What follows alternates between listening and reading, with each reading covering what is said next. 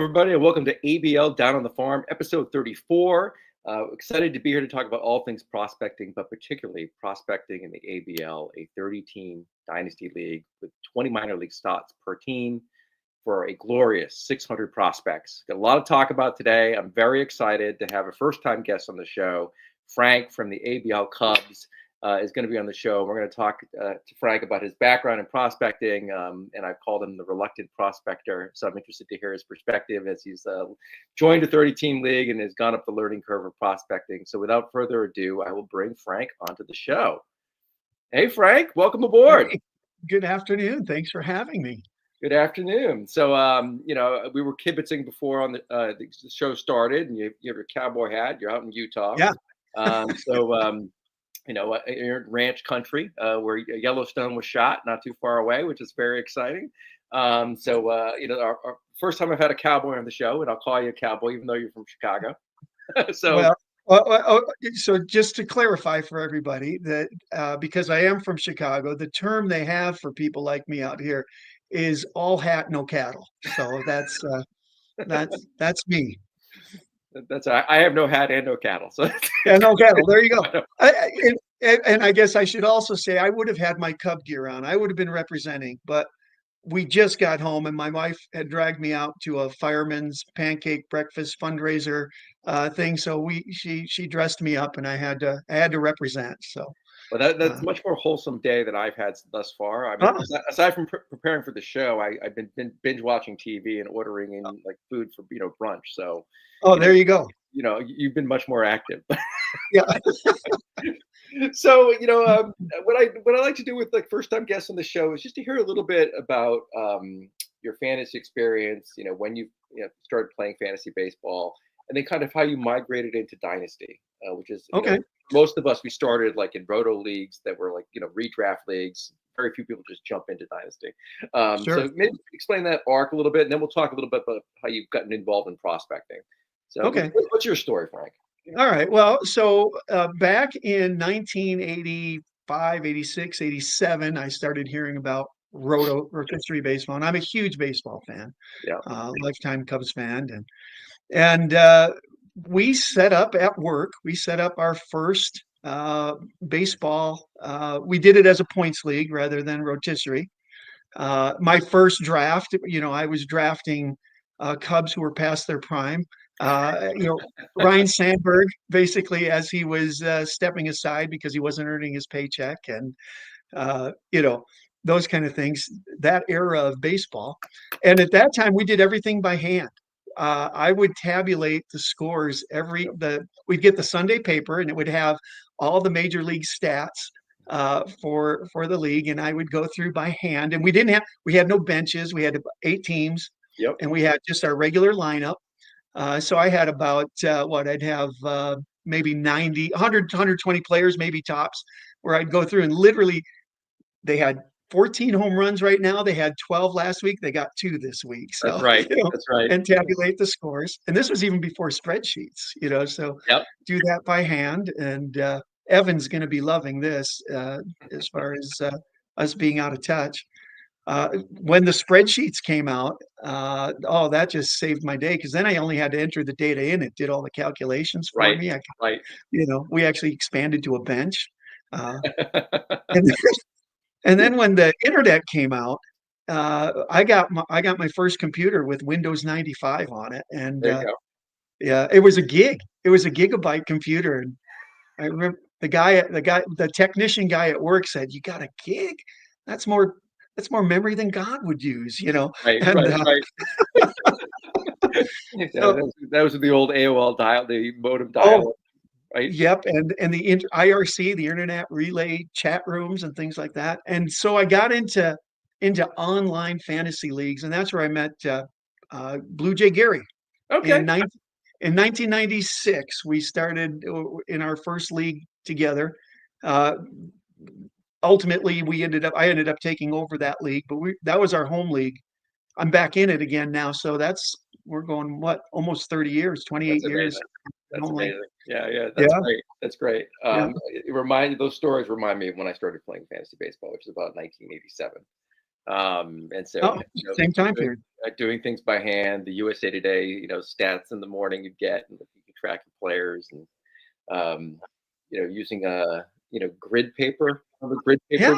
Like yeah. that's how I kept track of things, and the rulers. Yeah, those are good times. Good times. There's Yeah, so well, and if you wanted to do a trade, you'd have to call somebody, I leave a know. message on their voice machine. Yeah, Eventually, you'd get it back, and you would announce the trade the next week when you sent out the results. So it was a crazy time. yeah, that So sounds fun. Yeah. So, what was the migration to Dynasty? I okay, guess. so then at that point, it was always redraft leagues, and then we got into keeper leagues, um, uh, all through the 2000s, but never more than a 12-teamer. Never in more than 12 teams. I found this league. This league I found. I can't even remember how I found it. Some sort of feed somewhere. I saw the uh, post that Duke was putting out, Mhm. and applied and got accepted. Apparently, they don't have standards here, and Well, they let I me in, so clearly they yeah. have. Well, I guess because I brought the limbo standards in. With I preceded you and broke down those There barriers. you go. There you go.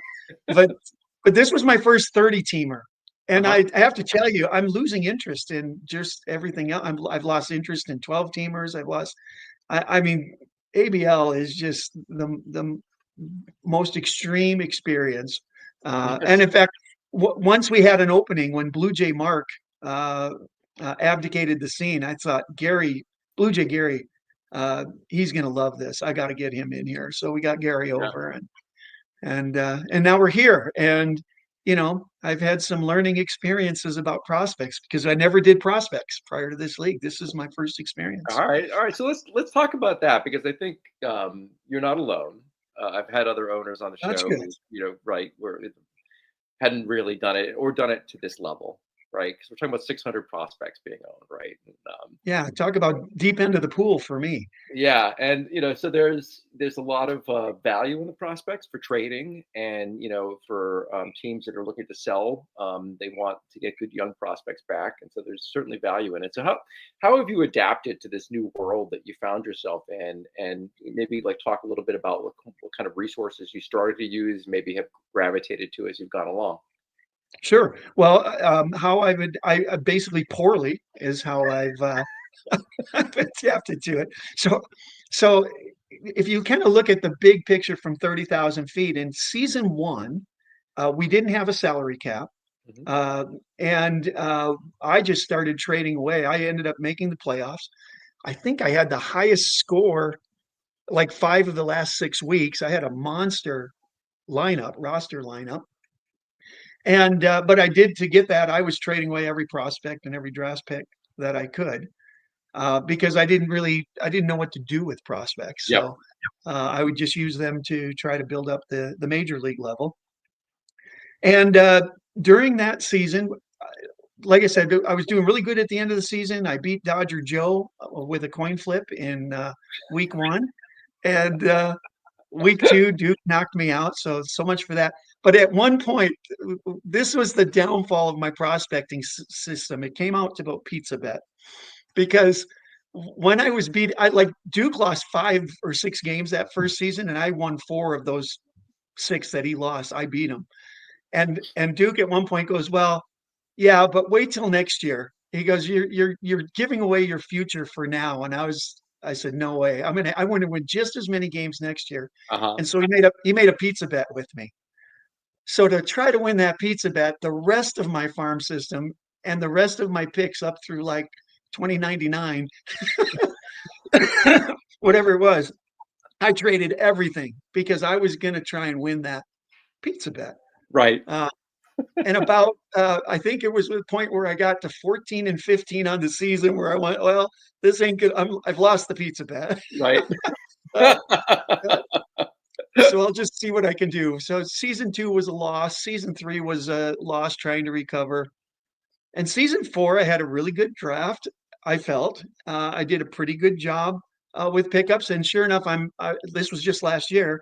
Yep. For most of the season, up through the dump draft date, I was right there with the Pirates and Yep. Cardinals. knew I was going to make the season, and dump date passed by, and it was time to start trading, and I had nothing. I had no tools to trade. Yeah. And so everybody else was getting better around me, and I just kind of sat on the sidelines. And that was the first dim awakening that, Yep. okay, this is not an approach that's sustainable. Yeah, not sustainable. It's not going to work, you know. Right. So How's what that have you working for done you? to, like, pivot? Well, okay, so the first part of the pivot is I did my best to rebuild. I started using Prospects Live. Mhm. I've had Prospects Live since early on. I've been a subscriber. I liked the format where they'll send out almost every day. I get 2 or 3 emails where they're telling me about what they're seeing of the prospects Mhm. live in game situations.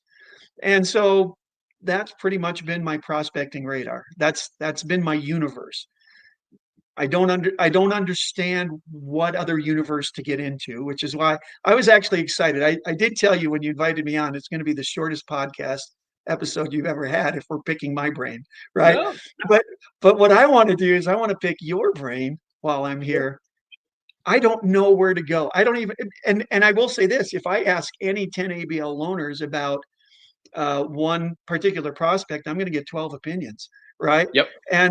And I did notice, for example, when I look at your handbook and I look at the people that by the way, I had the best 5th round ever Yeah, in you had a very ABL good last fifth year. round. You I had did. a great 5th round because I had, after I traded all my picks, I had nothing but 5th round picks. And I was really trying this year, Yeah. and I had a good 5th round. But everybody you gave me, or not everybody gave you, everybody you gave a score to in the handbook was my 5th round draft picks. They're my best. They're my best prospects. Yeah. We're going to talk about one of them later in the show. Okay, so they're light years ahead of what I had. But if I look at prospects live, their top 500, the guys I were drafting are like their 300 and 400 picks, and most of my guys that you've got with like a score of 0.3 or something like that, they're like up in the 200s and the 150s. So I guess I'm coming back reluctantly, not reluctant. That's the wrong word. Late to the party is what the word is. Right. Right. I'm coming back late to the party, and I'm not even really sure how to dig out of the hole. I do know when you're in a hole, you stop digging, right? You got to Right. stop the digging. And then I got in the final thing of my conversion. I got into the ARL league. Me and Gary we took over a team together because Oh, there was fun. only one team available. And we decided I would handle the draft, but he would handle the prospect draft. And watching Gary draft and working with him with that got my whistle wet. You That's know, great. I really enjoyed watching Gary draft ARL, and then I actually got to watch him draft ABL too Right. because I didn't have any picks, so it didn't matter. We were kibitzing back and forth, and I knew what he was doing because I had nothing to compete with him. Yeah. Yeah. Uh, Yeah. Yeah. Well, so yeah, let's so here we are. yeah, let's talk about some of the sources and that fundamental question about where to turn. But before I do that, your comment about Prospects Live versus my handbook. I mean, it's actually an important premise is that this is not a science, right? Oh, okay, And good. just because I rank somebody highly, in the 300s versus the 200s of some other source, you know, I think what's important is really understanding where the ranks come from, where the grades come from. So, like, I prepared like a little talking point thing for us to go over. So, you know, Great. so what sources to use, right? And you can see Charlie Day there with his map because there is definitely like kind of a madness to it all, and it's Sure. some uncertainty. So you know the first thing that I look to is what is the intended use of the source, and is my use consistent with it? What is it trying to do, and understanding that. Like, so for example, one of the sources that I've used a lot is Baseball America. And I'm sure you've seen a lot of kibitzing in the league about Baseball America. And if you look in the prospect handbook, that's one of the two benchmark sources that I use, right? Okay. And it's no surprise that the other owners in the league who really use Baseball America tend to do well in the handbook, Oh, right? oh, gotcha. Okay. Okay. Okay. Yeah, Um, an alignment of resources in there. So, Yeah. I would have also assumed you subscribe to Dominican Teen Beat because my, my my one note here is draft Dominican teenagers. That's my Right, one right. note that So that I've we can had. talk about that too because they're high risk, right? So like a- and I'll get to that a little bit. I have a sheet on this presentation a little bit later involving a couple of the Latino ball players. One of them's from Venezuela, and the thing I'll say about it right now is that it's actually hard to get reliable information on them from a scouting perspective. So there are a handful of sources that I use to get that. Baseball America has started to do a better job of getting early scouting reports on them, which has been immensely helpful. Um, and MLB.com pipeline has international prospect grading as well, although they are candidly not as reliable in terms of evaluating skills as Baseball America is. So, I tend to rely more on the Baseball America grades for these young players than the other. But it's a challenge, I think, and we have to realize about all these young ball players who are 16, 17 years old. It's really high risk because there's physical projection left on them. There's years of runway ahead of them before they ever get to the majors, and a lot of things can go well and a lot of things can go bad for these kids. So I think the acquisition cost is another factor to think about when you're Okay. so is it better to draft a Dominican ball player, a Venezuelan ball player who's going to play in the DSL in the third round than it is in the first round? Probably. Because it's a lower acquisition cost. So that's something that Got it. Yeah, yeah, you yeah. live and learn with. And I've certainly drafted a lot of these guys high. And I think if you peruse my draft picks this year, you say I drafted them later. That's part of a recognition that the risk versus the reward. I also love to get them on the waiver wire for $1 Yeah. and just like roster them because that's the Yeah. lowest acquisition cost you can have. Yeah. But Although after you trade me all your fab dollars, I don't know how you can pull that off. So. right, right, right. Well, last year I traded you $15 for Michael Arroyo. Yes, yes. So And yeah, and then you traded Arroyo. I don't even no, think no, you I've got got him him. on. I've got him. I still Oh, have you him. still got him. I still have Okay. him. I still have him. Okay. I've on the blocked him a couple times, but I do still have him. So Okay. going back to this like little punch list of things that I look for, like Okay. what is the source being used for? Like what is its purpose? And I'll give you an example. Like there are a lot of people on Twitter who put out lists, prospect lists, right? And they rank their top 100 or their top 10 by position. Um, and you know, I'm not sure what the purpose of those lists really is, except for getting social media following, right? Okay. And they update these lists pretty frequently, right? Which gets to the second bullet point. Like, do I understand how people got on the list? If I don't understand it, I'm not going to use it. Okay. Well, And, basically, I'm not using anything at this point. Then, well, but yeah, so but you're smart enough to you teach me. understand it. Right? So if I see somebody with a list and I don't know how they like organize this list or what the methodology was behind ranking the prospects, like it's not really worth anything to me. All right. So I ignore all that noise. The only reason it becomes relevant to me is if other people are following these lists and put stock in them, I may be able to take advantage of that in a trade. Oh, oh, Right. oh. So Know thy target. I got it. yeah, yeah, yeah. So, I also want a consistent methodology, right? So when you see people like moving a prospect after a month, 15, 20 spaces up or down, that person doesn't know what they're doing, right? It's just a popularity contest. Like, oh, this prospect had a hot month, I'll move him up 20. Oh, gotcha. All Yeah, yeah, right, yeah. I don't mean, what good is it? I, I Go might ahead. have to say Prospect Light or Prospect Lives may suffer from that a bit. Yeah. So I one of the things because I've seen that happen, that yeah. movement happen. So when I briefly had a subscription to Prospect Live, one of the reasons I stopped using it was because I saw this happening a lot, and I think there is valuable content on there. I just would rather, if I'm going to pay for something, I would rather have it meet the criteria that I use, and one of them is like just a consistent, methodical approach to evaluating prospects, and not being so mercurial and ranking them and moving them up and down, because it just shows a lack of conviction in your method if you're doing that to Oh, me, it's a right? great conclusion. Yeah. Okay. So, Baseball America is definitely a source I use.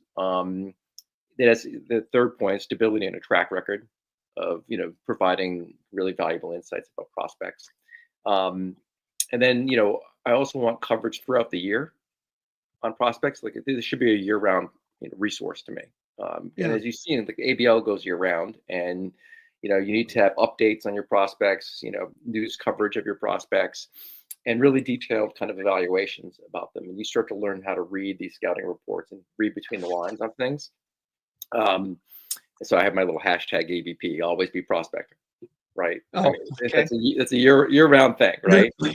And then the last thing is that I like is to have a differentiating source, as well as the accepted benchmark. And what I mean by that is there are a ton of owners in this league and a ton of owners in most dynasty leagues who read Baseball America. Okay. And when you play with a bunch of sophisticated owners who are like reading daily articles from Baseball America, you can like lose an advantage over them.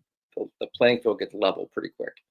Um, so I like to have another resource, at least one that I use and trust and rely on that fewer people use, but that I find valuable. And for me, that's Baseball HQ. Um, Baseball HQ? yeah, yeah, HQ. Okay. yeah. And so it's been around for years. And one of the things I like about them is they're very good, by the way, for redraft leagues and for keeper leagues. But they also have an arm of their uh, outfit that does minor league prospect evaluations. And one of the things I like about them is that they, a long time ago, really got into the fundamentals behind Moneyball and analytics, and going below surface stats and really trying to understand what drives value in baseball players. Um, and their prospecting approach is similar.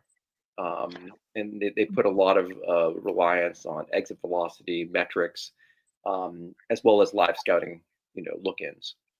So I really value, their insights, and the handbook uses those two benchmarks and marries the scouting reports between the two, and that's how I derive Okay. Okay. mostly the scores. And then I've added, as you've probably seen in the preface to the handbook, several like criteria that I find interesting about prospects: age relative to level, which we'll talk about a little bit today, but frame, what major league organization they're in, other things that I have listed in the handbook. But to Yeah. me, I think those are like my high level like points that I always keep in mind in terms of a source. And the two sources I named are certainly not the only ones. And people can use whatever sources they like. But when I look at sources, that's what I look for, and that's one of the reasons I kind of backed away from Prospects Live.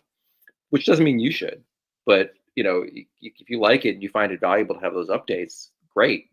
But you might also want to diversify and add something else to your repertoire. Yeah. You Well, know, my track record using it hasn't been good. So whether or not the source is good, my track record using it as itself hasn't been great. So they uh, can always get better, Frank. yeah. So I mean, So I that's got one. note number two is big frame too. So we got big frame Dominican teenagers, and now baseball HQ and baseball America. Yeah, So yeah. The last two I really commend to you, and you'll find your own comfort zone with the younger ball players. The what I will say, and I've said this before with other folks on the show in the past about the Latin ball players, is that there are a lot of owners who are fearful of committing to them, because there's the higher risk and there's less known about them. And I have always found that to be an opening to take advantage of something, right? So if everybody's afraid to, use a third round draft pick on a kid because he's 16 years old and didn't play in America, I'm willing to do that. And that can often pay off in like real gold. in the long run. Yeah. And sometimes it doesn't work out, but um, I have found a lot of really talented ball players that way, and use them as trade chips or had them come up on various teams that I have. Um, and I think it's a really untapped resource for a lot of people, and they turn a blind eye to it. And we'll actually talk a little bit later about a player that got passed up on, because falls into that bucket. It's riskier, but he got passed up on in the first round a couple of years ago. I'll flag that. So, like, I would say, like, those are like the basic sources that and the approach I take to the sources. But Yeah. there are a lot of good sources out there.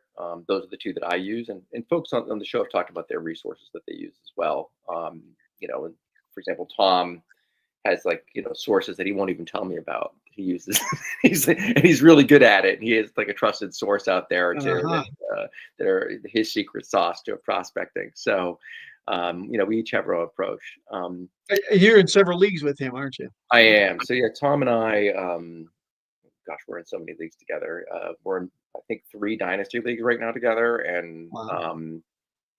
yeah, 3 dynasty leagues and a keeper league.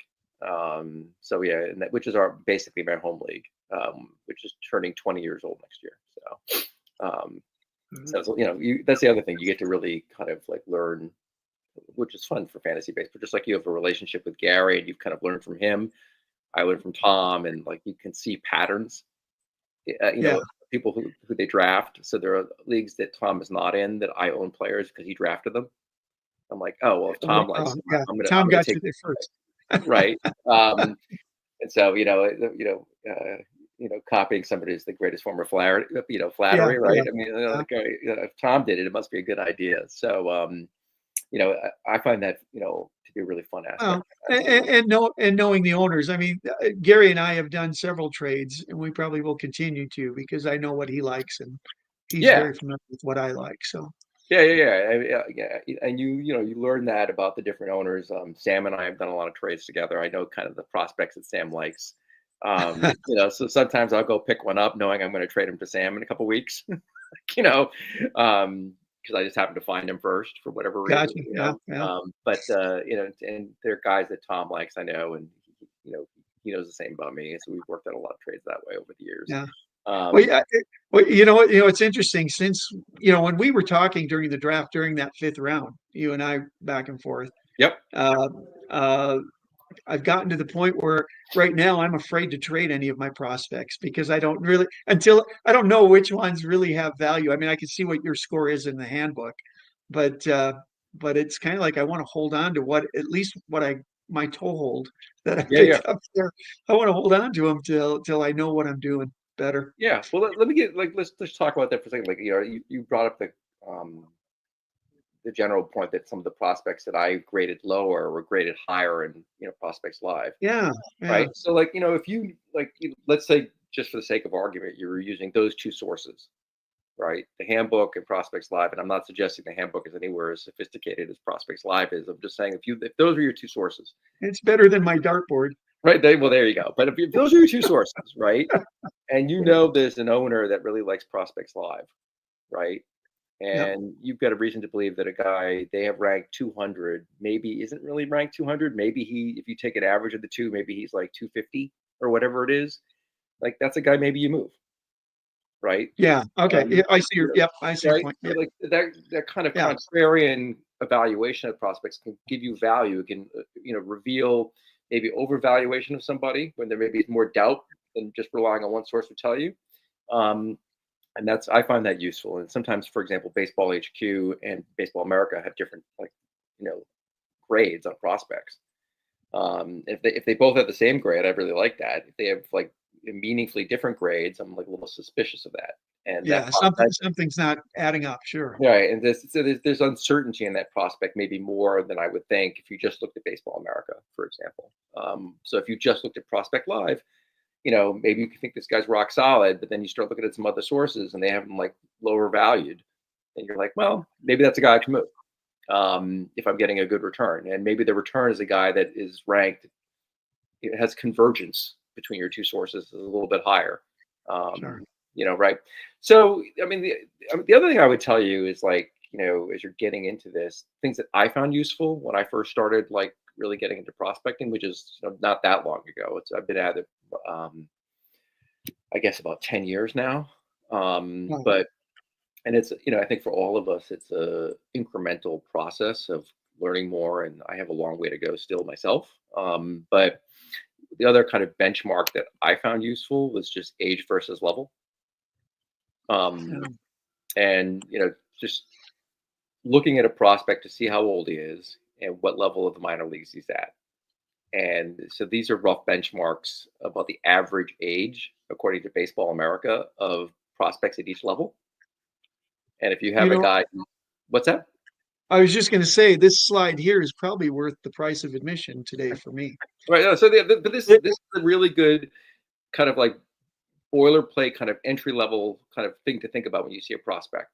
And if the prospect is at or below the age, that's a really good sign because that means a younger player is being put against older competition and more mature and competition. and and performing. I get it. Yep, right. So, And yeah, I mean, so and we'll talk a little bit later about evaluating the performance for these young players because sometimes they can get a little overwhelmed and it takes them a little bit of time to get going.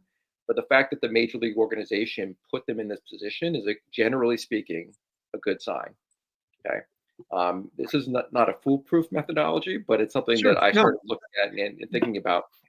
Conversely, if the player's at the level, age level, or above it, particularly if they're above it, that's a bad sign, right? That's a bad. That Sure. the major league team is saying, Yeah. like, you know what, you're not ready. And if you're not ready, you're like the chances of you being, an Yeah. above average major leaguer are pretty small at that point, right? Yeah.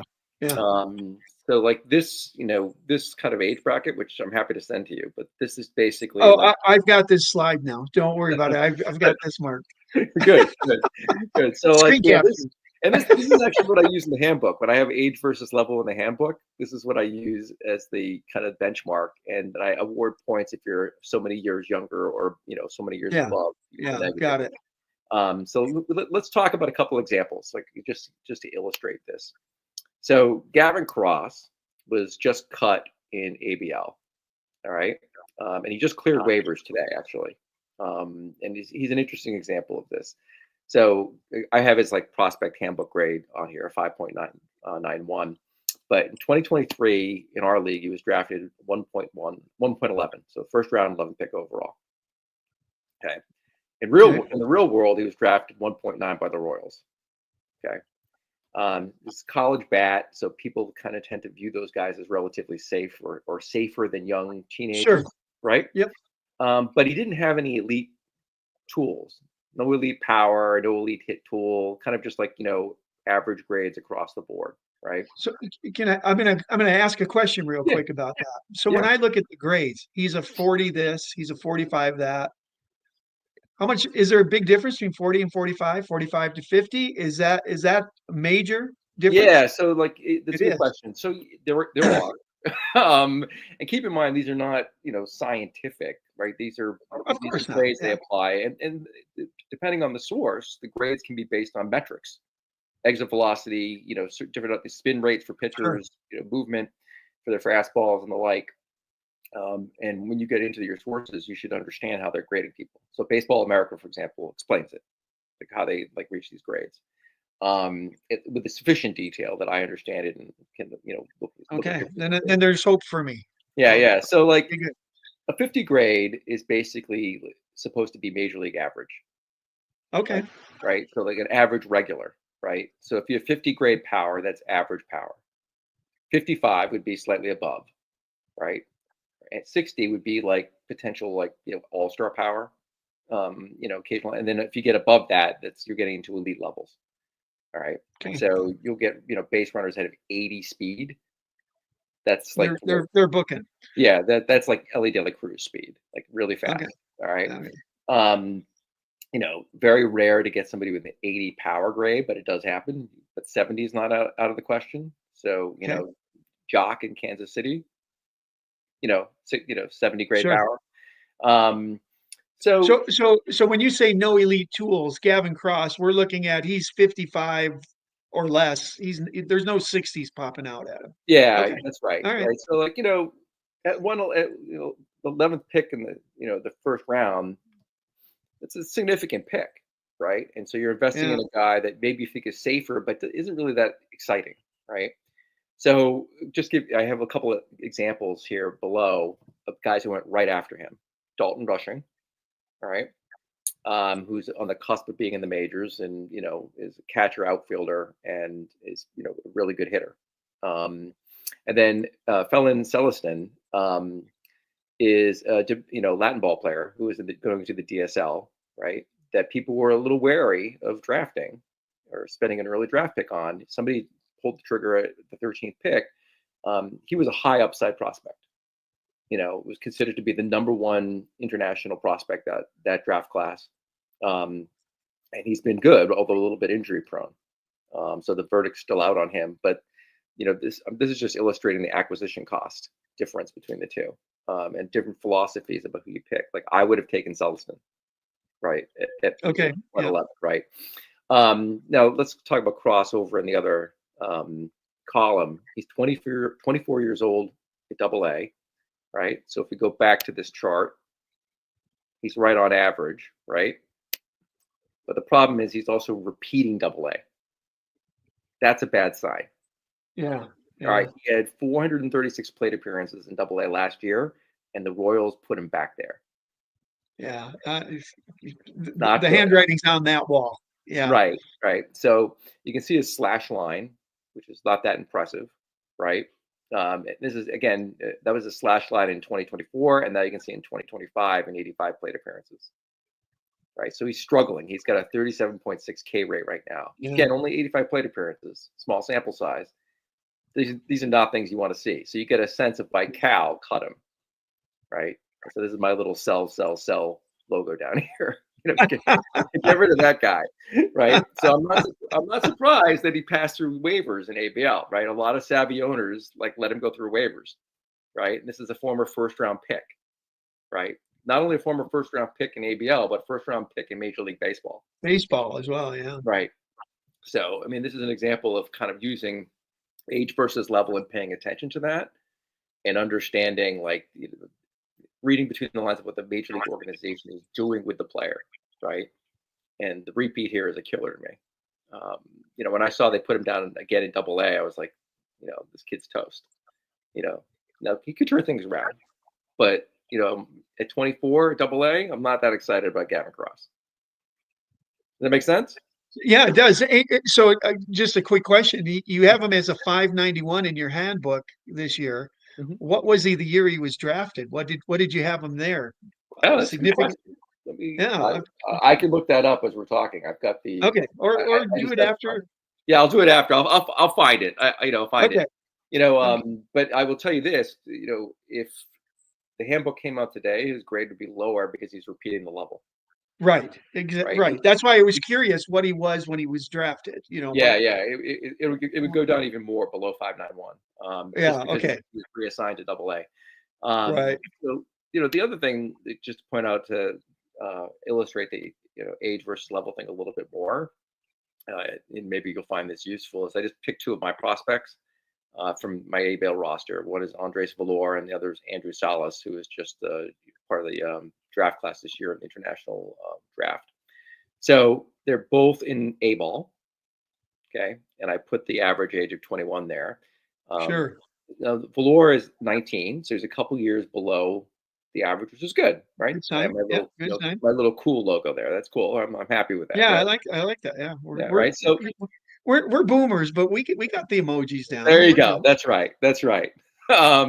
We're gonna get made so much fun of for this, but it's fine. Yeah. That's totally fine. Evan's having a field day. That's right. So, Valor is a guy who has a kind of a traditional path up into the minors so far. He played in the DSL. Okay.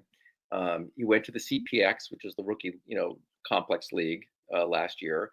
And now he's been advanced to A. So the Marlins have basically been pushing him right on schedule. He's still young for his age. They have not held him back. They keep advancing him. You can see right now he's struggling in 74 plate appearances. That's a slash line. All right. So things I look for in a young player like this who's young for the level is I look at his walk rate. Right. Is he overmatched or is he being patient and taking walks? Okay. Gotcha. Yeah. Strikeout rates. His walk rate here is very good. 17.6 is very high. His strikeout rate is also high. I don't like 31% strikeout. Yeah. Right. Yeah. Hard to get these hits if you don't put the ball in play. Exactly. Yep. Hard to use your speed, everything. Yeah. Yep. So now isolated power is something that I look at too for these players. And you want a real power hitter has around 200. This is 0.70, which is not good. And this is a prospect who has pretty solid power grades according to scouting sources, but it's not unusual to see a young player at a level have a lower ISO than you would expect later on. So as the season Okay. progresses, I'd want to see that increase, right, Right. to a more moderate level. But keep in mind, he's very young for the players he's going up against right now. So he's going against much more sophisticated pitchers that he's used to seeing. And he's playing more games than he's used to playing. So it'll be interesting to see as the season goes on how he progresses. Right? Okay. So now I'm going to interject a question on Yeah. this because and perhaps it's in Prospects Live, and I just haven't been looking for it. I don't think I'd go find that he's got an 070 ISO right now in my Prospects Live Right. subscription. So what's your source for that? What sources do you have that you can go see what their ISO is right now? Yeah. So the easiest one is Fangraphs, which is Oh, okay. a Just terrific. Fangraphs. Yeah, Okay. just it's terrific. They have great metrics on there. The ISO and these basic stats that I'm pulling up are available on Fangraphs for every player who has any minor league stats. Really? Um, Okay. I didn't yeah, realize that. yeah. So you can just get them all there. There comes some leading indicators that people like to look at. ISO is one for me. That's a good rough benchmark for power. And your walk to K ratio is another one. For in terms of being having a good batting eye, your hit tool basically. Are you drawing walks and are you making enough contact to justify the hit tool grade that you have? So those are things I look at. Obviously, you like to see a better slash line. So this is not an exciting kind of like look in on Andres Valor, but I'm not cutting bait on him yet either. Well, yeah, it's still young. You Yeah, still very got young. some runway. Yeah. Yeah, very, very young. Now, Andrew Salas on the other side, he is the youngest brother of two other ball players in the major league pipeline. He is an international player. He was born in the United States, but he was drafted out of Venezuela or signed out of Venezuela. And the Marlins put him directly into A ball. A-ball. That's 17. Yeah, right. That's why I Yeah. have the wow there. Right now, what you really want to be careful here is not to overreact to surface stats with these players who are this young and really going against guys who are a lot older. And the other fact that I keep in mind with the international players is that for many of them, this is their first time in another country, Yeah. and That's he's away from his family. I mean, he has family in the United States now, so I mean that's good. And he was born in, I believe, South Florida, so that's also good. So you may have some friends and family there, but it can be very intimidating for a young ball player. So that's something you have to keep the real world in mind, in my opinion. But if you look at these, he only has 47 plate appearances so far. His slash line is actually not bad, right? What really stands out is the 511 on base percentage yeah. because Yeah. he's walking 29.8% of the time, right? Wow. He's striking out still more than I'd like, but that walk rate is really impressive to me. And what that tells me, anyway, is he's not overmatched and he's being patient and disciplined. And he's letting the game come to him. So I'm really going to be looking to see over the next 2 months if the other stats start catching up. And you can see his ISO again is low, but it's actually higher than Valor's. Yeah. Yeah. Right. And they both steal a few bases too. So this is a guy. If you look at their scores from the handbook, which is at the top line, right? I had Valor slightly above Salas. This is before I knew that Salas was getting assigned to A ball, and they would have flip flopped, like Sure. the Okay. other Yep. entire I can what see I have, that. right? So those are Right. things that I look at and the way I think about prospects at this age level. We were talking about what I like in these young Latin ball players, like they have a lot of upside and a lot of risk. You just have to be really patient with them and understand what you're looking at when you're seeing them develop. And these are things that I look at, right? So then I took some guys off your roster, the ABL Cup. So, Okay. yeah. Now, so now we're going to see how the sausage is made. Yep. No, so this is Okay. good. This is good. So these are some guys that have been on prospect lists to one degree or another over the last couple seasons, for various reasons. Sure. And Prospect Live may have them ranked, higher than I do, but I Well, put well, there's a reason they're on my team, Steve. So right. I get it. I get it. they they So look good to me at 2 in the morning, just before closing time. They look right, good right. on Prospects Live. So There you go. okay. There you go. So let's talk about it, right? So Leonardo Bernal is a Cardinals catcher, right? He's 21 at Double A. age is perfectly appropriate, right? So, again, we're going to go back Yeah. to the slide with the ages on it, right? Yeah. Double A, he's young for the age, for the level, excuse me. So we like that, right? That's a positive. The Cardinals have, moved him up, letting him try to hit. I don't have a high grade on him, but if you look at these strikeout to walk ratios, those are pretty good. Yeah. So maybe he's a guy who acquits himself well in Double A this season, and moves up in Baseball America's grading system, and then would move up, in lockstep in my handbook. So he's an interesting prospect. I'm familiar with him. I've been following him for a couple years. So I'm a Cardinals fan, and he's a guy who may be a better major leaguer than he is a fantasy asset, because he's a pretty good catcher behind the plate. So that Right. that Right. could lead to him getting a lot of at bats sometime down the road. But that has value too in fantasy in a 30-team league. So interesting prospect. What drew you to him? In terms, if you recall, like rostering him. With Prospects Live, basically it's a two-part process. I get their rankings for their top 500 prospects. Uh, that's my starting point, Mhm. and then every day I'm getting Prospects Live updates, emails, players that they're watching live. I Yep. guess that's where the Prospects Live comes from, and what their take is on what they're seeing in actual game views. So I've got that in a folder. So when I say, okay, Leonardo Bernal is number, I don't know what he was at the time. Let's say 178. I don't know Uh-huh. what number he was, Right. but I was like, okay, let's take a look at him. I'll pull up Leonardo Bernal, do a search, and I'll get the last 10 emails that Prospect Live sent me, and I'll start clicking through and reading what they're seeing in those. Mhm. This is what they saw on April 15th. This is what they saw on April 11th. This is what they saw right Yep. on down the line. And if I'm looking at that and I'm reading whatever, and I can't tell you what I remember about Leonardo Sure. Bernal off the top of my head, and I have nothing structured like what you just showed me with your two prospects, right? So I'm flying the plane, blind in the fog. So, No. but at the time, what I read about him and where he was ranked, I went, okay, that's worth spending my dollar a fab on, All right. right? Or drafting, because I may have even drafted him. Although I don't think I've had it before this fifth round. I don't know if I've had a draft pick for 2 years. Yeah. So, You acquired him one way or the other. yeah, I So probably traded for him. Yeah. he's an interesting Uh, prospect. But I do yeah, like the fact and that so that what I just described, that's my process, got it. Got it. right? And so, So it's a look.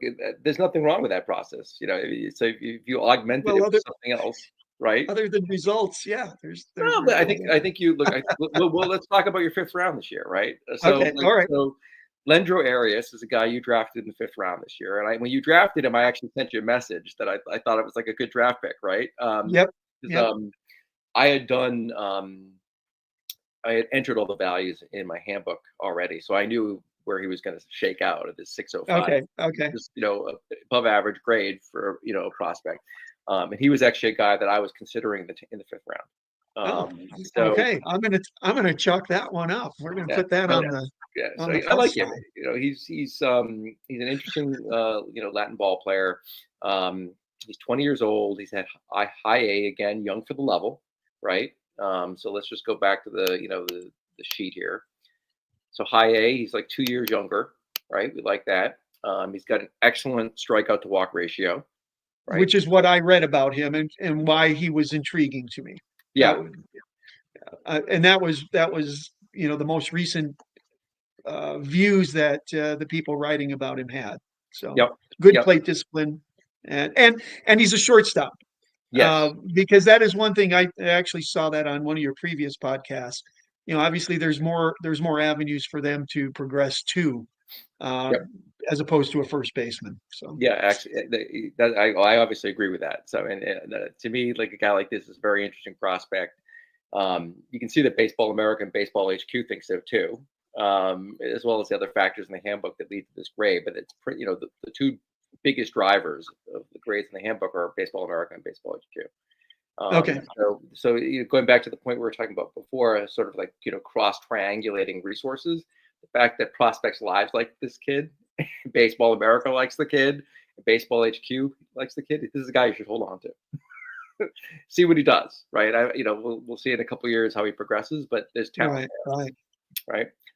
So John Cruz on the other side is a former I Yankee can prospect. I can give you the very simple story on him. Yeah, It was all of the hype he was getting. He was so close to the majors last year, and looking like he could be called up.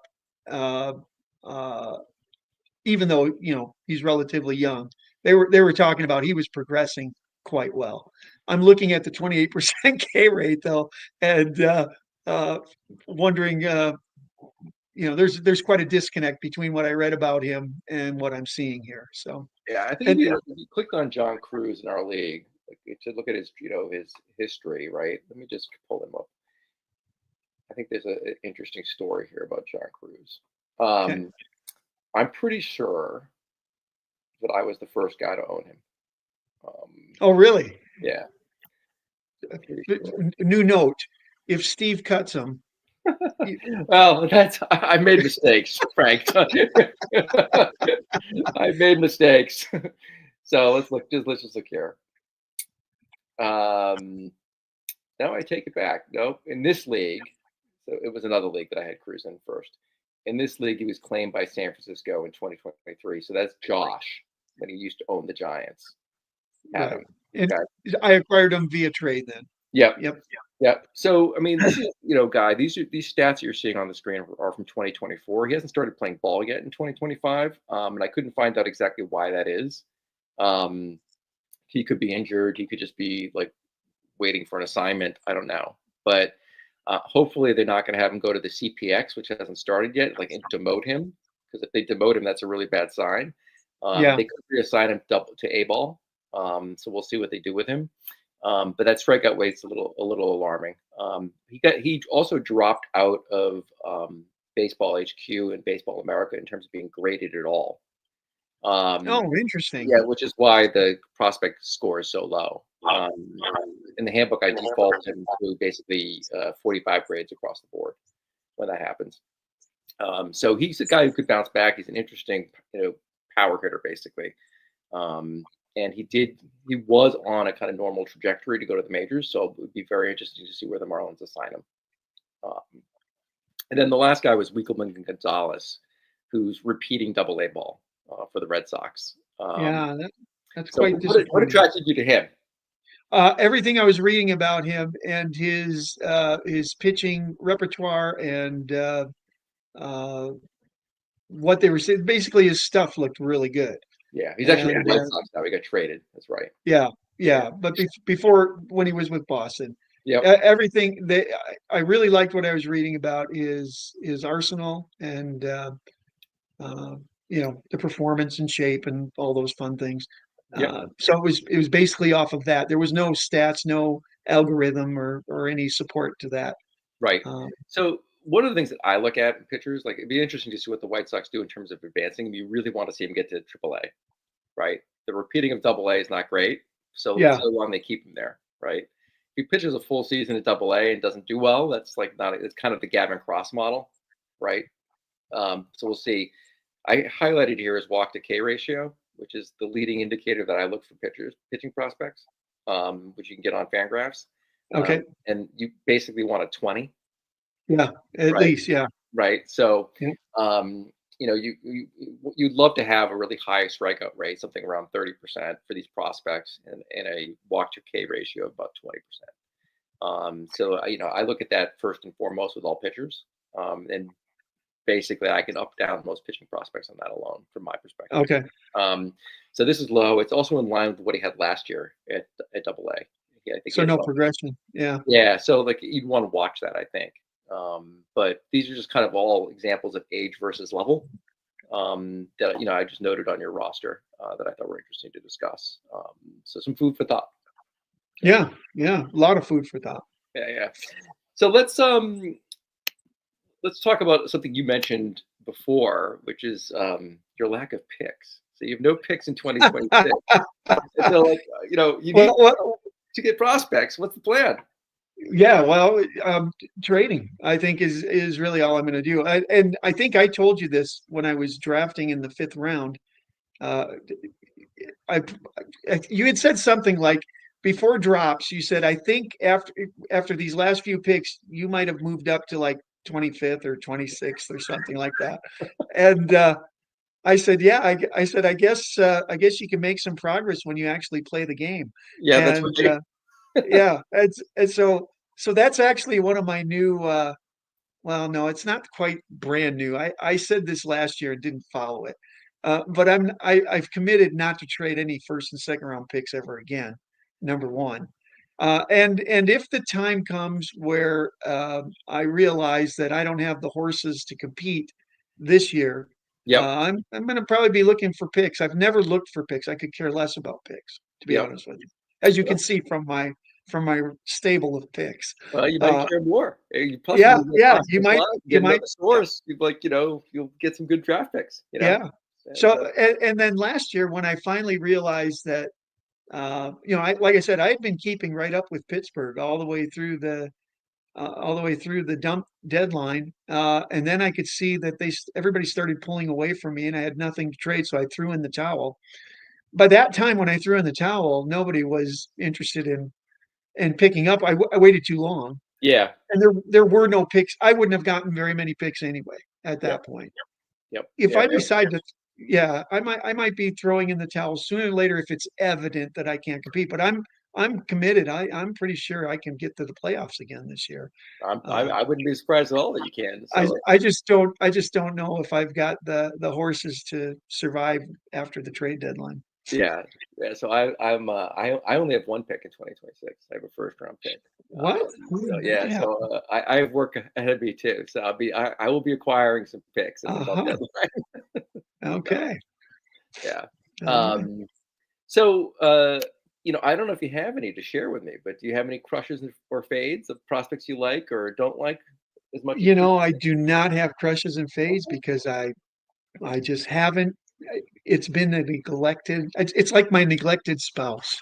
Not not not my actual spouse, but in terms of how I've treated my farm system, it's been the neglected spouse. So No, I hear you. I hear you. Well, I highlighted one guy on your roster that I like, which is Lendro Arias, yes, who I yeah, think is very yeah. And undervalued. and the first guy that I was excited about in the fifth round, and I started making some tongue in cheek comments on Discord that boy, I sure hope my guy is there when my pick comes around. But Cepeda is Yeah, is my is my new favorite. I guess there's my crush. there you I go. don't think There you anybody's go. going to get Cepeda from me. Yeah, Uh, yeah. No, and Cepeda also got graded well in the handbook, yeah, which yeah, is another guy. Like, yeah, you had a really good fifth round. yeah, Get yeah. some value there. I was looking back when I was looking back at the 2023 draft in the ABL. Do you know who I drafted in the fifth round and then stupidly traded? Lawrence No. Butler. Oh, Yeah, okay. So if we're talking, the ones that got away, yeah. I was the first one to get Ezequiel Tovar Oh, uh, jeez. in ABL, and it was either season one or season two. And it came out of Prospects Live. Everything Yep. I was reading, it's like, wow, I got to get a hold of that guy. But then relatively soon after that, I traded him. So, Yeah. you Yeah. know, Yeah. Yeah. Yeah. yeah, Patience is a virtue with these prospects. yeah, yeah. That's a lesson I've learned through blood and tears. Yeah. Yeah. So I've said it before on the show. I once had Jackson Churio when he was 16. Oh, He was one of my DSL darlings, and I traded him. And okay, every league, I okay. had him in every league. I traded him in every league. And now he's like, a star. So Sorry, sure. yeah. Yeah. So shame on me. So don't always think if I cut a prospect, Frank, or get rid of a prospect. Okay. All You right. know, The asterisk is in place. Got yeah, it. the asterisk is in place.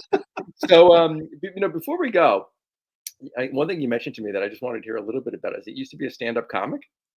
Oh, yeah. So I started doing stand-up comedy in the 80s, which is, back in the 1900s for Evan and those other guys. And I started in the Chicago area. So my contemporaries at the time going to open mics and the home club crowd were Emo Phillips and guys in that realm. Mhm. And from 89 to 92, I was on the road full time. That was back in the days where you could get work 5 nights a week, every restaurant, Yeah. everybody had a comedy night.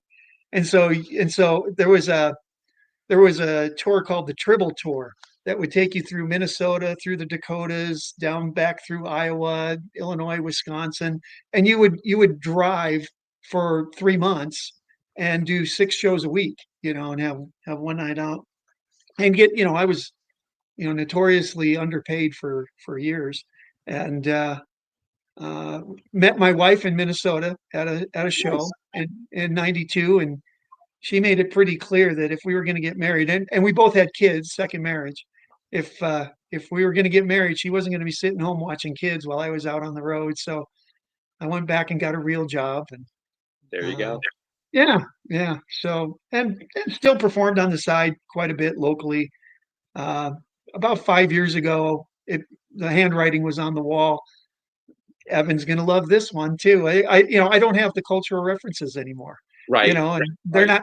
not interested in George Bush and Ronald Reagan jokes. And yeah, you know, the my Yeah. ship has sailed. So All so cowboys have to hang up their spurs at some time, that's Frank. right. They're hung up, and now I do ABL. So There you go. I like. Well, and people can watch my trading and laugh, and that's just there's a as new good. form of comedy for all of us, That's isn't it? exactly right. Yes, that's right. So I got one other crush for you, which is a Okay. Chicago Cub, Yep. which who I hold in the ACL league, but I do not hold Oh, in. okay. And his name is Juan Cabada, and he's a Aha. shortstop who's 16 years old and is part of the international class. And he's a deep dive for me because I inherited Seth's team in ACL, and so Oh, there were okay. no prospects, and most of the prospects had already been taken. So Wow. I took a flyer on this kid. So you can watch Okay. out for Juan Cabada. I It's will be quite watching for him. a Yes, I'll be watching for him. Well, So, listen, Frank, thank you so much for coming on the show. It was a lot of fun having you. okay. It's Thanks fun talking for, prospecting with you. all Yeah, right. and we'll hopefully have you on again. We can learn about all your tricks to get more picks in 2026. And That I'm going to look forward to. I want to see what I do. there you go. There you go. And for everybody watching at home, to remember to ABP, always be prospecting. Thanks for having me.